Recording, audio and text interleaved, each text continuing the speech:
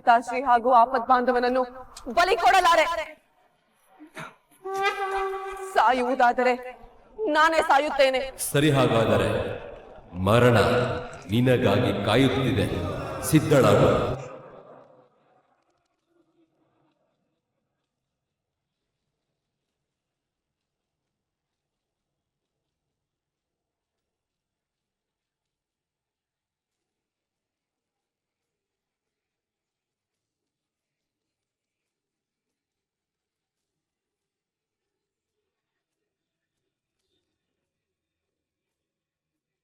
ನೀನು ಪರೀಕ್ಷೆಯನ್ನು ಗೆದ್ದು ಬಂದಿದ್ದೀಯ ಗಂಧರ್ವ ಕನ್ಯೆ. ಆದರೆ ಬೆಂಕಿ, ಪಿತಾಶ್ರೀ, ಆಪತ್ ಬಾಂಧವ ಎಲ್ಲವೂ ನನ್ನ ಮಾಯಾ ಸೃಷ್ಟಿ. ಹೆದರಬೇಡ, ಇಬ್ಬರು ಅವರವರ ಜಾಗದಲ್ಲಿ ಕ್ಷೇಮವಾಗಿದ್ದಾರೆ. ಮೊದಲನೆಯ ಪರೀಕ್ಷೆಯಲ್ಲಿ ನಿನ್ನ ಮನೋಬಲವನ್ನು ಪರೀಕ್ಷಿಸಿದೆ. ಎರಡನೆಯ ಪರೀಕ್ಷೆಯಲ್ಲಿ ನಿನ್ನ ಬುದ್ಧಿಮತೆಯನ್ನು ಪರೀಕ್ಷಿಸಿದೆ. ಮೂರನೆಯ ಪರೀಕ್ಷೆಯಲ್ಲಿ ನಿನ್ನ ಹೃದಯವನ್ನು ಪರೀಕ್ಷೆ ಮಾಡಿದೆ. ಸಿದ್ಧಿ ಪಡೆಯೋದಕ್ಕೆ ಶುದ್ಧವಾದ ಹೃದಯವಿರಬೇಕು. ಆ ಶುದ್ಧ ಹೃದಯ ನಿನಗಿದೆ. ಯಕ್ಷನ ಪರೀಕ್ಷೆಯಲ್ಲಿ ನೀನು ವಿಜಯಿಯಾಗಿದ್ದೀಯ.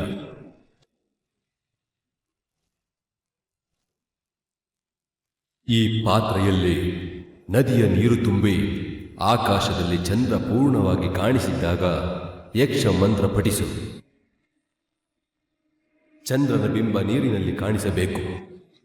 ಆಗ ಆ ಪ್ರತಿಬಿಂಬದಲ್ಲಿ ನಿನಗೆ ರಾಜಕುಮಾರ ಕಾಣಿಸುತ್ತಾನೆ. ಧನ್ಯವಾದ ಯಕ್ಷರಾಜ. ಅವನನ್ನು ನಿನ್ನ ಬಳಿಗೆ ಕರೆಯುವ ಶಕ್ತಿ ನಿನಗೆ ಯಕ್ಷ ಮಂತ್ರದಿಂದ ಲಭಿಸುತ್ತದೆ. ನಿನ್ನ ನಿಷ್ಠೆಯಿಂದ ನಾನು ಸಂಪ್ರೀತನಾಗಿದ್ದೇನೆ. ಮುಂದೆಂದಾದರೂ ನಿನಗೆ ಅಗತ್ಯವಿದ್ದಾಗ ಯಕ್ಷ ಮಂತ್ರ ಪಠಿಸಿದರೆ ನಾನು ಪ್ರತ್ಯಕ್ಷವಾಗಿ ಒಂದು ವರ ನೀಡುತ್ತೇನೆ. ಒಂದೇ ಒಂದು ವರ. ನನ್ನನ್ನು ಒಂದೇ ಬಾರಿ ಕರೆಸಬಹುದು. ಬುದ್ಧಿವಂತಿಕೆಯಿಂದ ಪ್ರಯೋಗಿಸು. ಇಂದು ಪೌರ್ಣಿಮೆಯ ರಾತ್ರಿ. ಇಂದೇ ಶಾಸ್ತ್ರವನ್ನು ಮುಗಿಸಿಬಿಡು. ಇದು ನಿನಗಿರುವ ಒಂದೇ ಅವಕಾಶ. ವ್ಯರ್ಥ ಮಾಡಬೇಡ. ನಿದ್ದೆಯ ಸಮಯವಾಯಿತು. ನಾನಿನ್ನು ಬರುತ್ತೇನೆ.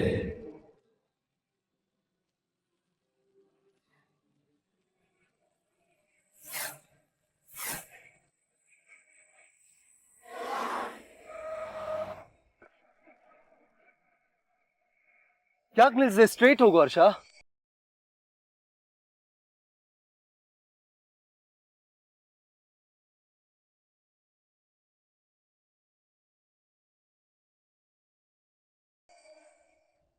ಇಷ್ಟೊತ್ತು ನಿನ್ ಮನ್ಸು ಹೇಳಿದ ದಾರಿಲೇ ಹೋಗ್ತಿದ್ದೆ, ಆದ್ರೆ ಈಗ ಹೋಗಕ್ಕಾಗಲ್ಲಪ್ಪ.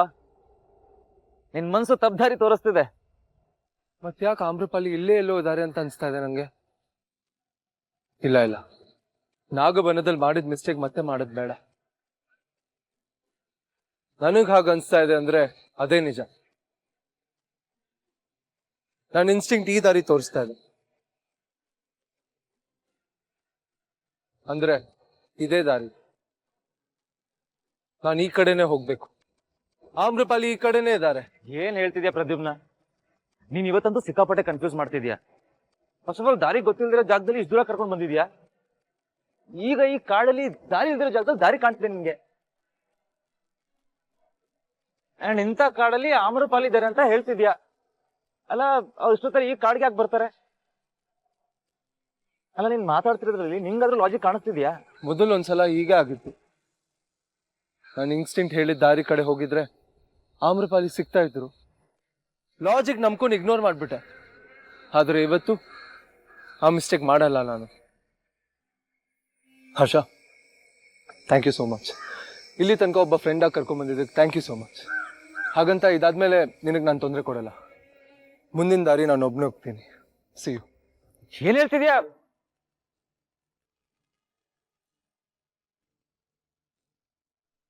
ಪ್ರದ್ಯುಮ್ನ ನೋಡು, ನಿನ್ನ ಜಡ್ಜ್ ಮಾಡ್ತಿದ್ದೀನಿ ಅಂತ ಅನ್ಕೋಬೇಡ. ನಿನ್ನ ಚಿಕ್ಕ ವಯಸ್ಸಿಂದ ನೋಡಿದ್ದೀನಿ. ತುಂಬಾ ಪ್ರಾಕ್ಟಿಕಲ್ ಆಗಿ ಯೋಚನೆ ಮಾಡೋ ನೀನು. ಆದ್ರೆ ಇವತ್ತು ಯಾಕೋ ಬೇರೆ ತರಾನೇ ಆಡ್ತಿದ್ಯಾ. ಕಾಡ್ಗೆ ಹೋಗ್ತೀನಿ ಅಂತ ಹೇಳ್ತಿದ್ಯಾ, ಅದು ಒಬ್ನೇ.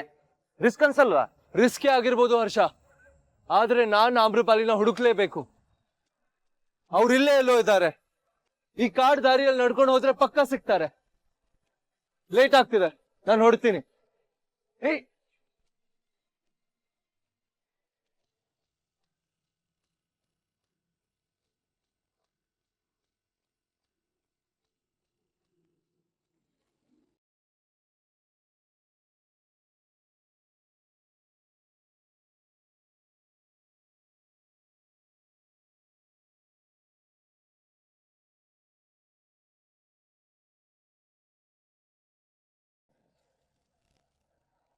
ಇಷ್ಟು ಬೇಗ ಸಮಯ ಆಯ್ತು.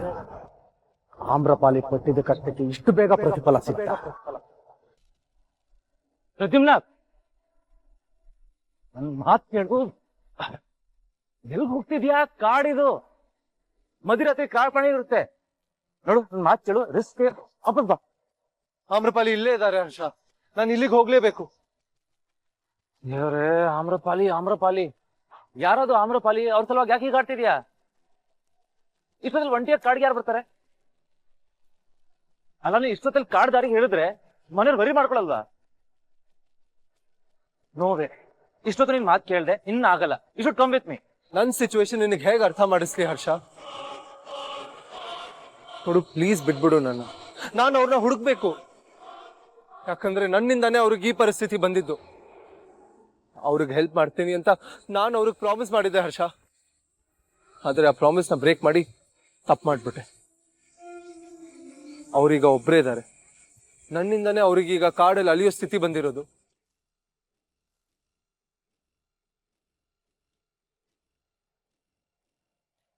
ನೀನು ಆ ಲೋಕದ ಗಂಧರ್ವ ಕನ್ಯೆ ರಾಜಕುಮಾರನ ಮುಖ ನೋಡ್ಬೇಕು ಅಂತ ನಿರ್ಧಾರ ಮಾಡಿದ್ಮೇಲೆ ಬೇಡ ಅನ್ನೋದಕ್ಕೆ ನಾನು ಯಾರು? ಆಮ್ರಪಾಲಿ, ನಿಲ್ಲಬೇಡ, ಬೀಳಬೇಡ. ನಿನ್ನನ್ನು ಬಿಟ್ಟರೆ ಗಂಧರ್ವ ಲೋಕವನ್ನು ಉಳಿಸುವವರು ಯಾರೂ ಇಲ್ಲ. ಪಿತಾಶ್ರೀ ಗಂಧರ್ವ ಲೋಕದ ಎಲ್ಲ ಅಮಾಯಕ ಬಂಧುಗಳು ನಿನ್ನ ಮೇಲೆ ಅವಲಂಬಿತರಾಗಿದ್ದಾರೆ. ನೀನು ಒಬ್ಬಳೇ ಇರಬಹುದು, ಆದರೆ ನೀನು ಬಲಹೀನಳಲ್ಲ. ನಿನ್ನಲ್ಲಿ ಶಕ್ತಿ ಇದೆ. ನೀನು ಈ ಕಾರ್ಯವನ್ನು ಮುಗಿಸುತ್ತೀಯ. ಮುಂದೆ ನಡೆ.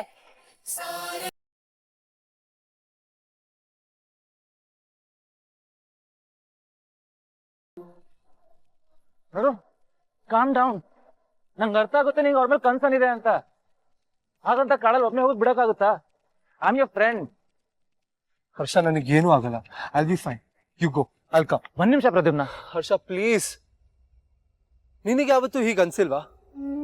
ನಮಗ್ ಬೇಕಾದವರು ಅಪಾಯದಲ್ಲಿದ್ದಾಗ ಎಷ್ಟು ಸಂಕಟ ಆಗತ್ತೆ ಗೊತ್ತಾ? ಹೃದಯದ ಬಡಿತಾನೆ ನಿಂತು ಹೋಗುವಾಗ ಆಗತ್ತೆ. ಗೊತ್ತು, ಭೂವಿಯವ್ರ ಡೇಂಜರ್ ಇದ್ರೆ ನಾನು ಹೀಗೆ ರಿಯಾಕ್ಟ್ ಮಾಡ್ತಿದ್ದೆ. ಯಾಕಂದ್ರೆ ಅವ್ರು ನನ್ನ ಹೆಂಡತಿ. ಆದ್ರೆ ಈ ಆಮ್ರಪಾಲಿ ನಿನ್ಗೆ ಫ್ರೆಂಡ್ ಅಂತ ಮಾತ್ರ ಹೇಳ್ಬೇಡ. ಅವ್ರ ಫ್ರೆಂಡ್ಗಿಂತ ಜಾಸ್ತಿ ಅಂತ ನನಗೆ ಗೊತ್ತು. ಅದಕ್ಕೆ ಹೀಗೆ ಆಡ್ತಿದ್ಯಾ?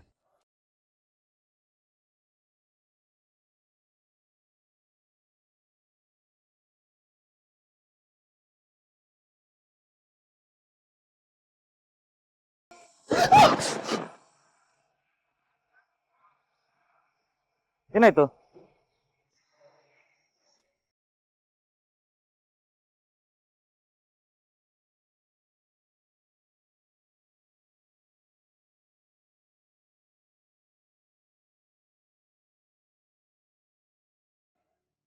ಏನಿಲ್ಲ, ಕೆಂಡದ ಮೇಲೆ ಕಾಲಿಟ್ಟಂಗಾಯ್ತು.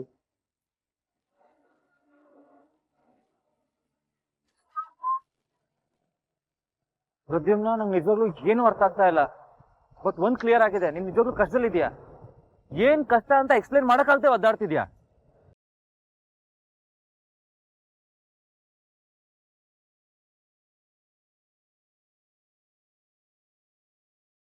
ನೋಡು, ಒಬ್ಬ ಫ್ರೆಂಡ್ ಆಗಿ ನಾವು ಒಬ್ಬನೇ ಹೋಗಕ್ಕಂತೂ ಬಿಡಲ್ಲ.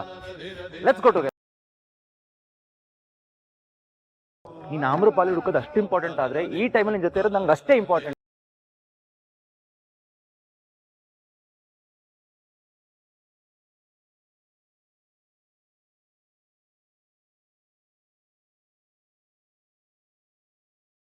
ಸರೋವರಕ್ಕೆ ಹೋಗುವುದಕ್ಕೆ ಬೇರೆ ಯಾವ ದಾರಿಯೂ ಇಲ್ಲ. ನಾನು ಕಾಲಿಟ್ಟ ತಕ್ಷಣವೇ ದಾರಿ ಕೆಂಡದಂತೆ ಸುಡುತ್ತಿದೆಯಲ್ಲ. ಕಾಲು ತೆಗೆದ ತಕ್ಷಣ ಮೊದಲಿನಂತಾಗುತ್ತದೆ. ಇದರ ಅರ್ಥವೇನು?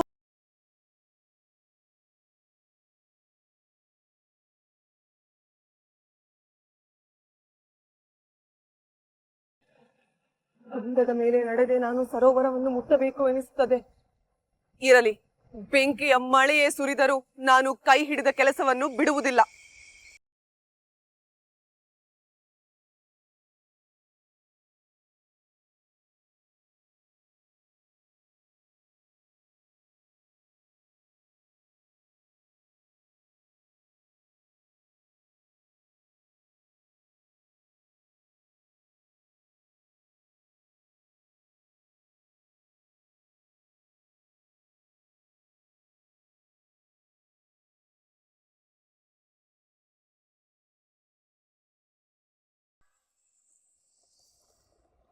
ಯಾವುದೇ ಕಾರಣಕ್ಕೂ ನೀರಿನ ಮೇಲೆ ಕಾಲಿಡಬೇಡ ಆಮ್ರಪಾಲಿ. ನೀರನ್ನು ತುಳಿದರೆ ನನ್ನನ್ನು ತುಳಿದ ಹಾಗೆ. ನಾನು ಕೋಪಗೊಂಡರೆ ನೀನು ಪಟ್ಟ ಶ್ರಮವೆಲ್ಲ ವ್ಯರ್ಥವಾಗುತ್ತದೆ. ರಾಜಕುಮಾರ ನಿನಗೆ ಸಿಗುವುದಿಲ್ಲ. ಹಾಗೆ ಆಗಲಿ ಯಕ್ಷರಾಜ.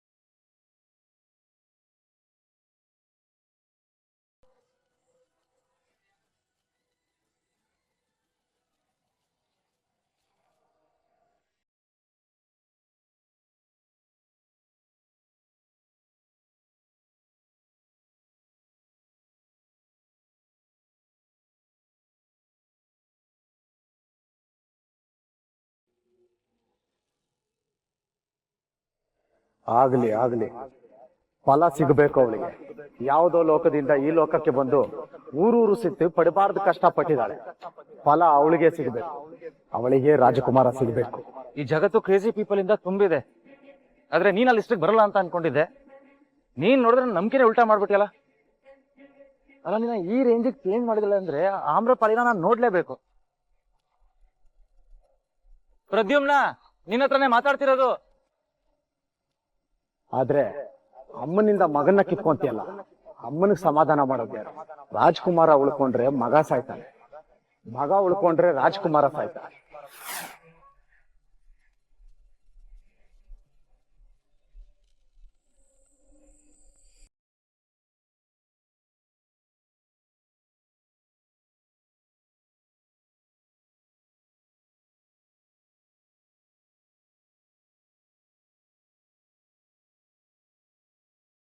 ನನ್ ಸೊಸೆ ಮನ್ಸು ಏನು ಅಂತ ನನಗ್ ಗೊತ್ತು.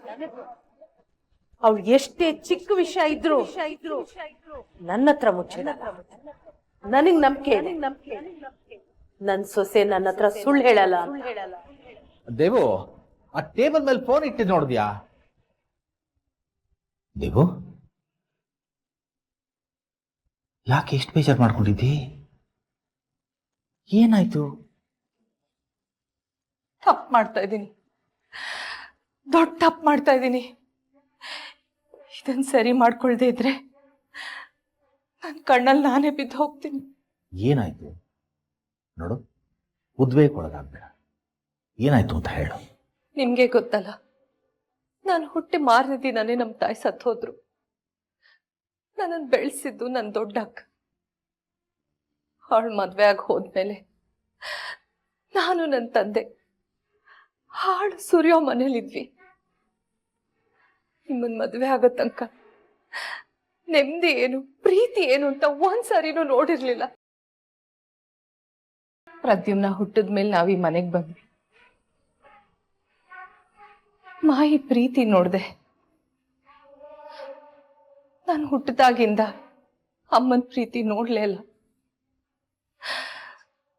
ಮೊದಲನೇ ಸಲಿ ಮಾಯಿ ನನ್ನ ತಲೆ ಸೌರಿ ನೀನ್ ನನ್ನ ಮಗಳ ತರ ಅಂದಾಗ ಎಷ್ಟು ನೆಮ್ಮದಿ ಸಿಕ್ತು ಗೊತ್ತಾ.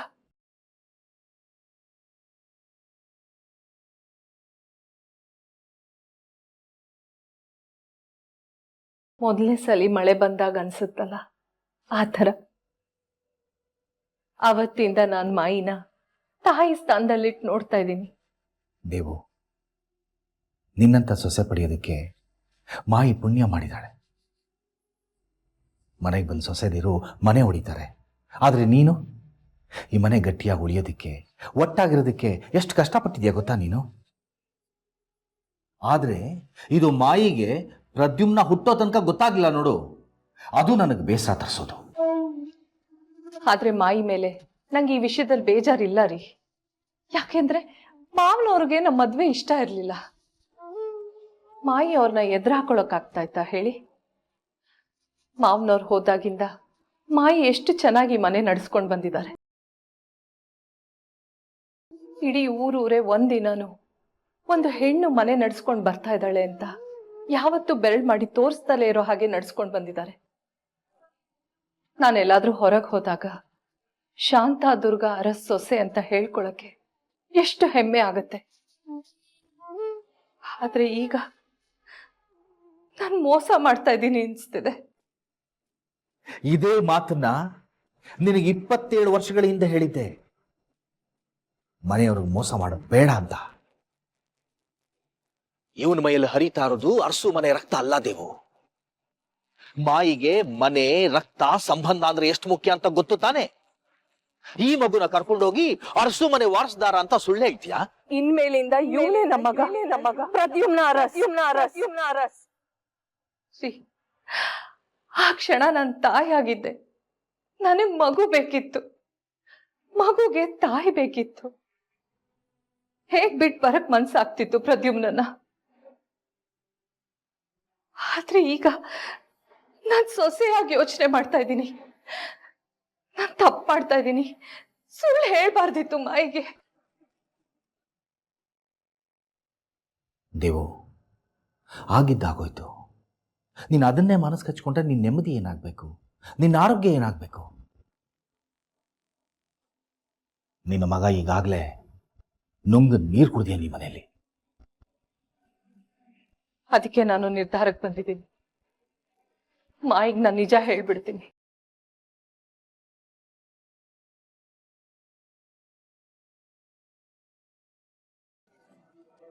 ದೇವು, ಒಂದು ತಪ್ಪು ಇನ್ನೊಂದು ತಪ್ಪನ್ನ ಸರಿ ಮಾಡೋದಿಲ್ಲ. ಬೆಂಕಿ ಆರಿಸೋದಕ್ಕೆ ತುಪ್ಪ ಸುರಿಬಾರ್ದು. ಇಲ್ಲ ರೀ, ಕೆಂಡನ ಸೆರೆಗಲ್ ಕಟ್ಕೊಂಡು ಓಡಾಡ್ತಾ ಇದ್ದೀನಿ, ಸುಡ್ತಾ ಇದೆ. ಇದನ್ನ ಹಂಗೆ ಬಿಟ್ರೆ ಮನೆ ಒರ್ದು ಹೋಗುತ್ತೆ. ಹೇಳ್ಬಿಡ್ತೀನಿ ಮಾಯಿಗೆ, ಇವತ್ತು ಹೇಳ್ಬಿಡ್ತೀನಿ. ಮನೇಲಿ ಬಚ್ಚಿಟ್ಟಿರೋ ಗುಟ್ಟೆಲ್ಲ ರಟ್ಟಾದ್ರೂ ಪರವಾಗಿಲ್ಲ. 27 ವರ್ಷ ನಿನಗೋಸ್ಕರ, ನಿನ್ನ ನೆಮ್ಮದಿಗೋಸ್ಕರ ಈ ಸತ್ಯನ ನುಂಗ್ಕೊಂಡು ಸುಮ್ಮನಿದ್ದೀನಿ. ಆದ್ರೆ ನೀನೀಗ ಇದ್ದಕ್ಕಿದ್ದಾಗೆ ಸತ್ಯ ಹೇಳ್ತೀನಿ ಅಂತ ಹೇಳ್ತಾ ಇದೆಯಲ್ಲ ದೇವು. ನಿಮ್ಮನ್ ತಡಿಬಾರ್ದಿತ್ತು, ನಿಜ ಹೇಳಕ್ ಬಿಡ್ಬೇಕಿತ್ತು. ತಪ್ಪನ ನನಗ್ ಮತ್ ಮಾಡಲ್ಲ. ನಾನು ನಿಜ ಹೇಳ್ತೀನಿ. ದೇವು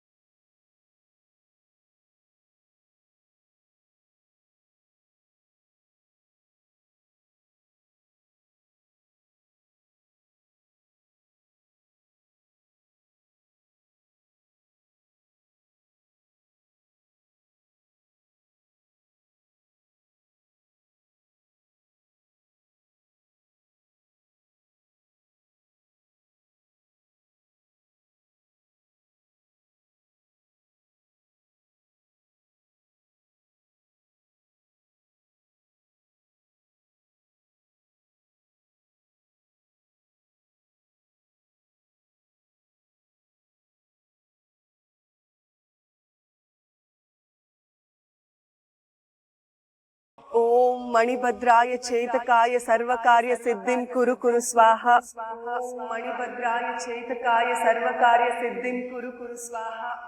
ಓಂ ಮಣಿಭದ್ರಾಯ ಏನಾಯ್ತು? ಸರ್ವಕಾರ್ಯ ಸಿದ್ಧಿಂ ಕುರು ಕುರು ಸ್ವಾಹ. ಕೇಳಿಸ್ತಿದ್ಯಾ ನಿಂಗೆ?